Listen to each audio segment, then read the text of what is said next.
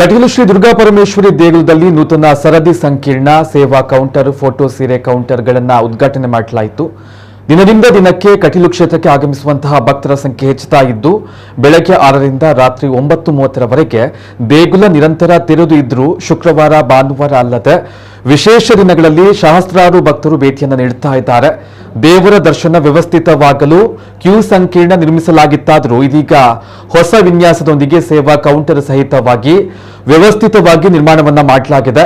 ಕಟೀಲು ದೇವರ ಫೋಟೋ ದಾಖಲೆ ಸಂಖ್ಯೆಯಲ್ಲಿ ಮಾರಾಟವಾಗ್ತಾ ಇದ್ದು ದೇವರಿಗೆ ಸೀರೆ ಸಮರ್ಪಿಸುವವರಂತಹ ಸಂಖ್ಯೆಯೂ ಹೆಚ್ಚುತ್ತಾ ಇದೆ.